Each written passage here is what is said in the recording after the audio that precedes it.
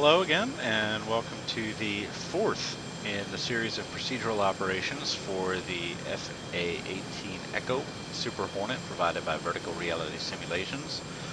Again, aboard aircraft Viking 103, which you may see me fly on VATSIM if you're on the network. This fourth video follows immediately on from Basic Flight, my third video, and in this video we're actually going to take a trip somewhere. Guess where? Well, Kennedy Airport, because every idiot with an F-18 or any other military aircraft on VATSIM of course comes to Kennedy, and I know this because that's also the facility where I control on VATSIM. So with that vent out of the way, I'll go into some of the nav while we're in the air to save time. I've put us short of the runway, basically ready to go. Our wings down and locked. All we have to do is set takeoff trim and we'll be ready to go off again. I don't really have any of the nav set up for where we're going to be going. However, the one thing that I'm going to change now, I'm going to leave our TACAN where it is, pointing towards the McGuire TACAN. I have a waypoint, however, for my standard first fix going to New York, Dixie, which you'll see is reporting due east of us. So as we climb out, I'm actually going to show you where we're going now that we've switched to Chrome. And you'll see that's us right there, sort of up at the numbers end of 24 here. This is something we want to avoid, the restricted area 5001 Bravo to the east of the field. So as we come out, we're going to do a climbing left turn that I'm fairly used to that will take us out to the east and eventually direct Dixie out over here. This is our first fix. From Dixie, we'll be just proceeding up. I'll actually have my nav sequence with Canarsie as the next waypoint because I usually end up in orbits over that in the New York area. But instead, we're going to go from Dixie and transition into the arrival flow. It won't be ATC perfect, so if you're a New York TMA controller or center controller and you're watching this, I'm sorry, you're probably going to cringe a little bit. I can't see exactly where I am, and I'm not going to be straight in off camera and perfectly into the flow. However, we're going to join in, come up to the east of Kennedy, and given that the winds are currently favoring the 22s there, I expect to land the ILS 22, and I'll show you how the ILS shows up. It's actually a manually flown ILS in the F-18, but I'll show you how to program that in and how it actually shows up. And we should come up around here, hook in over west of Deer Park, and transition into the 22s at Kennedy. Back to the fun stuff.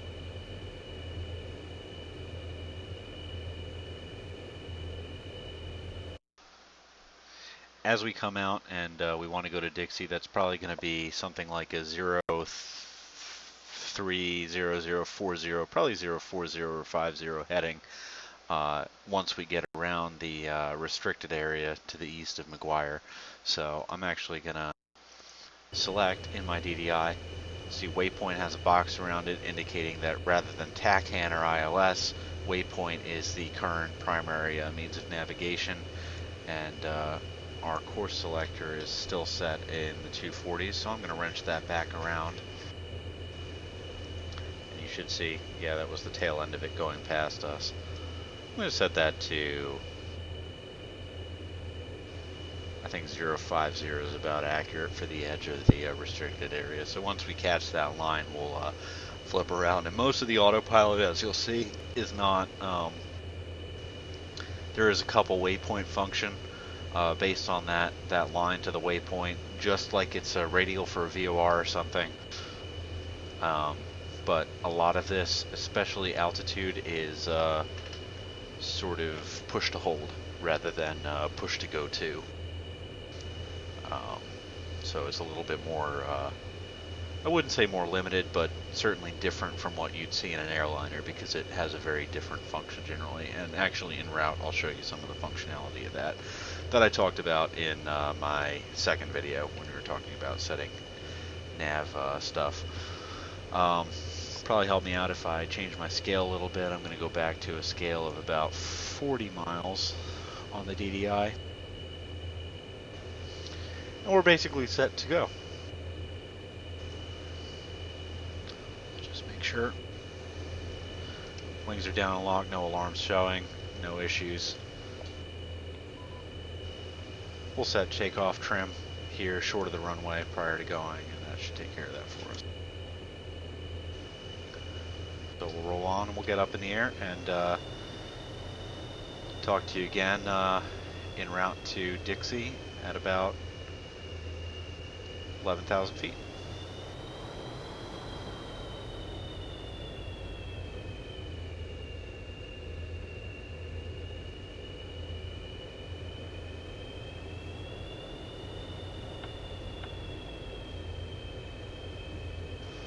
Again, flaps to half, the standard for all departures with the F-18.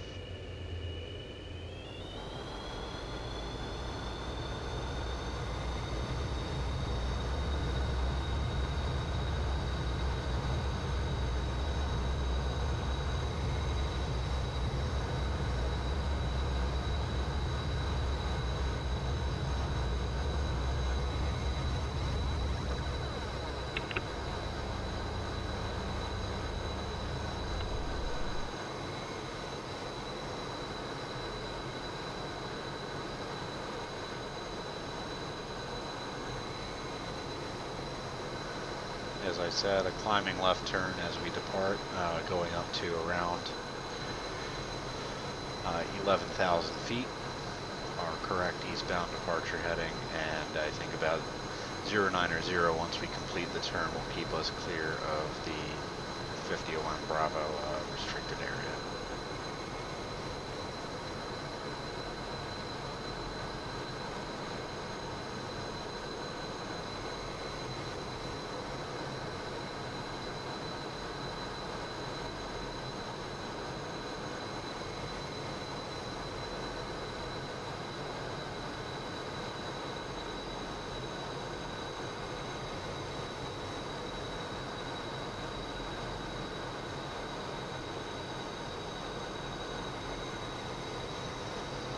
Just looking at where I am, that's actually a little bit generous to myself. We made the turn a little fast, so I'm going to stay on about a 120 heading for a minute, and then drag this back around. I can scroll on the DDI to change the course selector, which is a huge help. And we're coming up to about 11,000 shortly, so as we come up past 10,000, I'm going to let our speed increase, so we're going quite slow right now.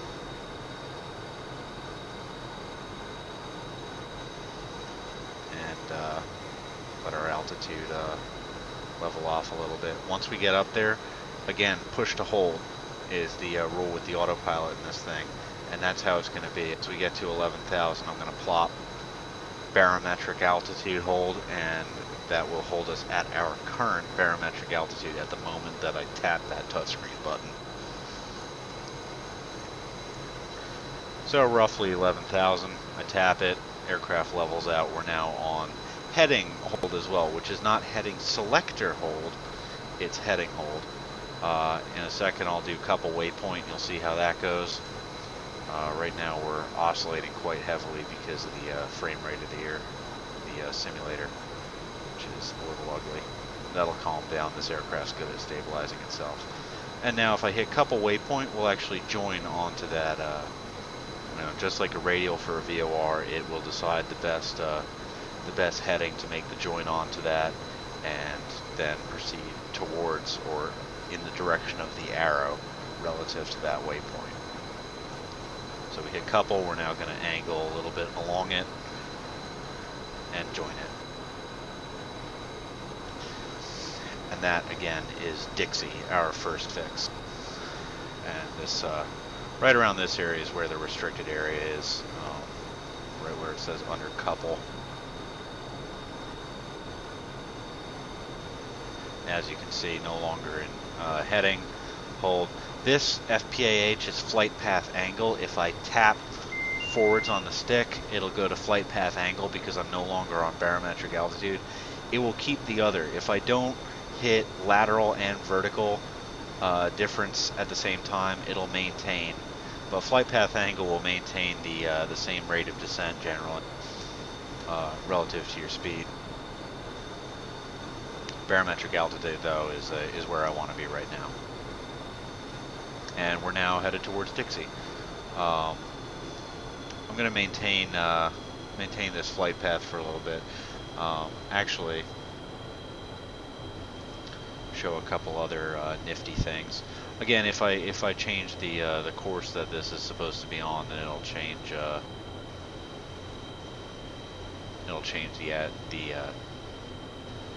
you know, I will immediately track to that new line. It won't maintain where I am relative to my old course selected. I'm going to uncouple waypoint for a second and show some of the features of the autopilot quickly. Again, we're back on heading hold. Our heading selector is currently set to 0, due north. And you can see we have advisory heading hold and fault. If I hit heading again on the touchscreen, that will flip me to the selected heading of the heading bug, and I can adjust that to the right if I want and bring it to where I want it to be. I can also do the same thing with ground track, where it holds to a certain track that I maintain, and I can adjust that track by angling the aircraft to make a coordinated autopilot turn. It's done with the stick. That's the same thing with not heading select, but heading hold. Without the heading bug being involved, I can put the aircraft into a coordinated turn, and it will actually there is a roll hold here as well, which does the function that I'm sort of in right now. It maintains a certain angle of bank for the aircraft. This heading hold just maintains a coordinated turn at that angle until I level it back off again. That can actually be very useful, because if I, for instance, want to orbit around a point that is, say, off my right wing at a certain distance, this at this speed, altitude, and angle, that will probably give me a good circular orbit around something that's maybe 10 miles away on the ground. 10 to 15 miles away, and that can be very useful if you're attempting to go into an orbit somewhere. I think that pretty much covers it for the autopilot functions. So we're going to go back to, actually no, a couple waypoints not good. We're already past Dixie, so we don't really want that. We're going to go back to a heading hold, and we're actually going to change that to the heading bug, which is currently at 060. I'm going to slow down a whole bunch and program some stuff in here. So again, sorry controllers who know what the camera and airspace looks like, this isn't it, and I'm well aware of that. I'm going to be remaining a little bit high for a little while as we get in here. One thing that I want to track is the Deer Park VOR, which is a vortex, so it has a TACAN involved in it, and the TACAN channel is 124. So if I punch that in, we should see this area change to Deer Park, and somewhere up over here we'll see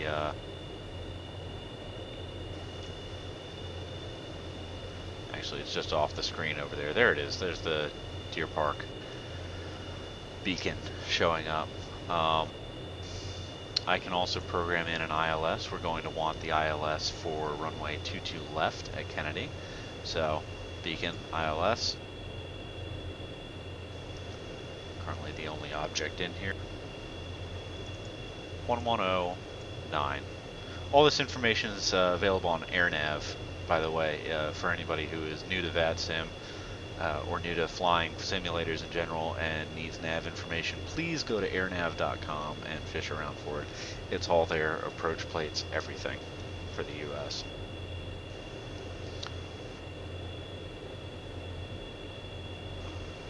And the ILS, as we get closer to Kennedy, will be available to us. Actually, as part of that, our course selector, I'm going to change to the ILS heading. It kind of operates independently of that, but I like to maintain a reference myself. And that heading is, whoop, ended up going a little bit slow, pitching up.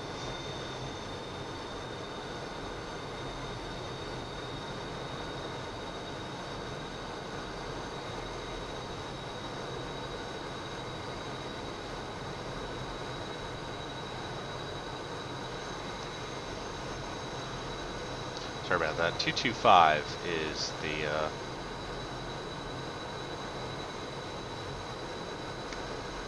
and our autopilot has bit the dust. That's an interesting feature. If you go into a stall condition, it just ditches your autopilot completely. And you know what? We're actually going to go into flight path angle and start a slow, well, not so slow, fairly rapid descent into the New York terminal airspace. We're going to remain to the west of Deer Park.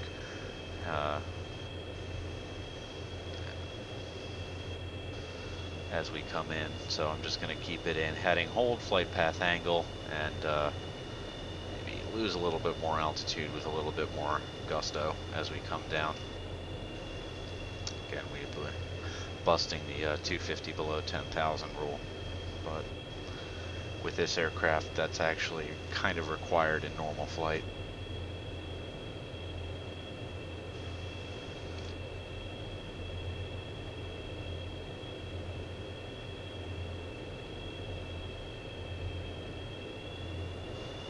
There's Kennedy Airport off to our port side, out the window.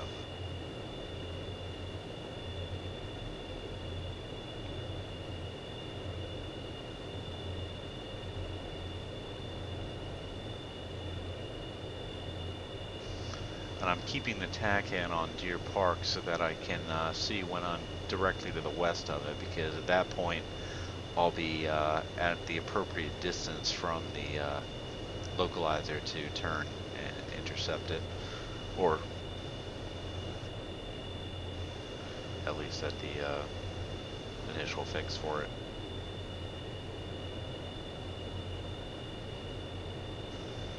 So this kind of showcases some of the operations of the autopilot and navigating from point to point, using the DDI for reference and for you know, true navigation using waypoint coupling. I can do the same thing that I did with the waypoint. I can do that with a TACAN or a VOR by doing couple TACAN, you see, instead of waypoint, and I'd actually, in this case, angle around to follow southbound off of the Deer Park VOR. I'm going to keep dropping altitude down to 3,000, which will be the speed for my initial to the approach. As you can see, while I'm at it and while I'm waiting, since we're weight off wheels now, the radar is in fact operating. There's no targets for it to show. I'm not connected to the VATSIM network right now or anything, and I don't think I have any AI traffic in the air through the simulator, so there's not going to be anything really showing up on there. We'll go into that, I think, in our next video and cover tracking targets with the radar in its various modes and using the situational awareness display in the DDIs. As you can see, we're coming around to almost 90 degrees from Deer Park, so I'm actually gonna do one thing for myself.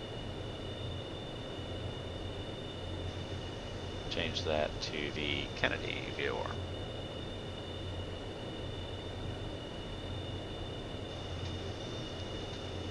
We should. I'm actually fairly surprised that I haven't had a ping from the ILS yet. I should be seeing the identifier for it, but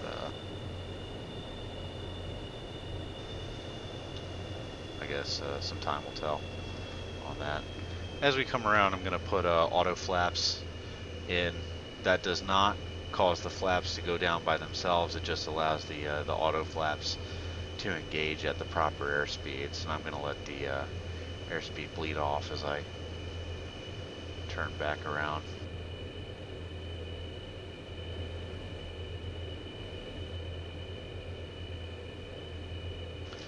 Actually, we are catching glide slope. You can see on the HUD, that's where our indicator is for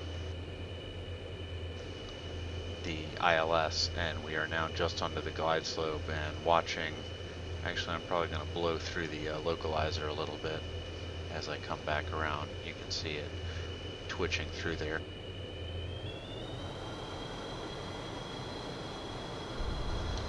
Now that we're just about intercepted, I'm going to drop the gear down. Make sure to maintain my airspeed as the auto flaps kick in. You can see the airspeed disappeared quite heavily there, and flying with very low frame rate does not help me whatsoever.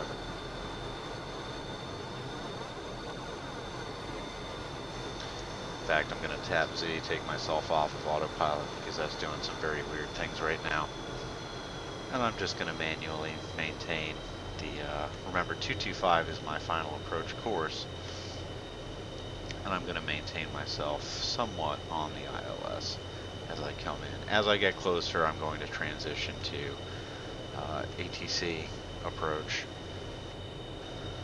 and manually riding the ladder as I come into visual range of the runway. This is actually exactly how it works on a ship as well. They maintain ILS frequencies on aircraft carriers. And you can see I'm just about on the money with that. Probably a little high for the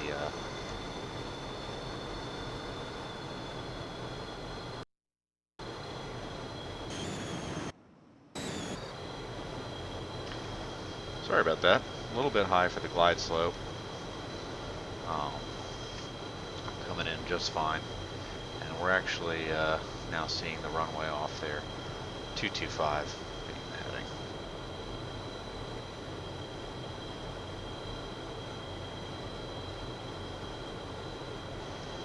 Got confused between thumb extra button and right click there. Let the speed tail off, and at this point I think we're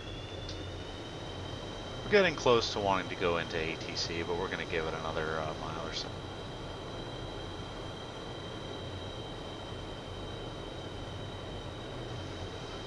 As I said, you can fly flight path angle and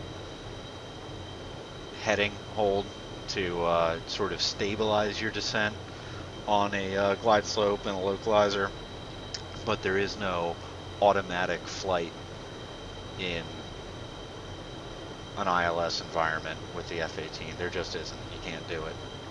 So it is a manually flown ILS. However, it's very easy to fly it with the HUD indicators. It's really just crosshairs. Doesn't get easier than that. Alright, switching to ATC, and I'll probably be a little bit quieter for a while.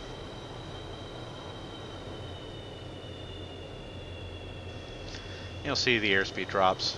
We go back to a proper 8-degree angle of attack.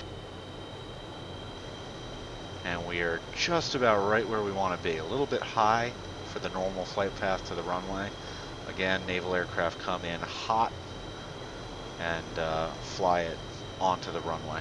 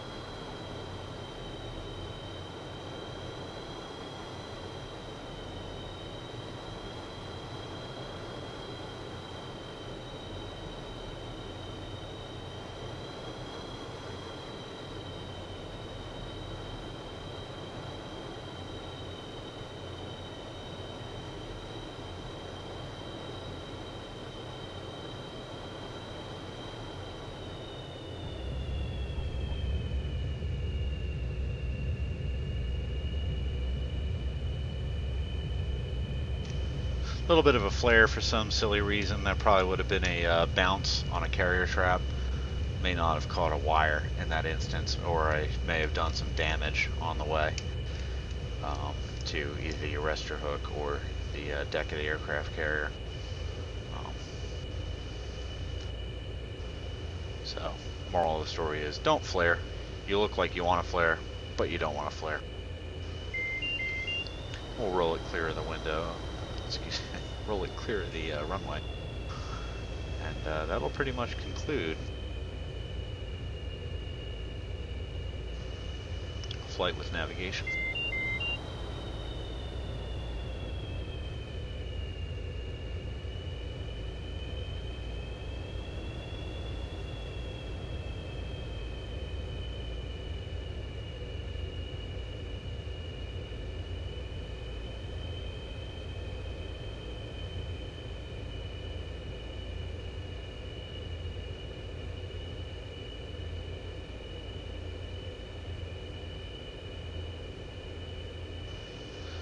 Right, so that pretty much puts us where we want to be. We'll stop the aircraft, plop our parking brake on, and set our seat back to safe so that we don't accidentally catch something on that and screw with it. That should be about it for flight with navigation. Let me know if you have any questions, and I think next time we'll get to air target tracking and identification using the radar and SA screens. Maybe after that, a little bit of air-to-air engagement. So, once again, Viking 103.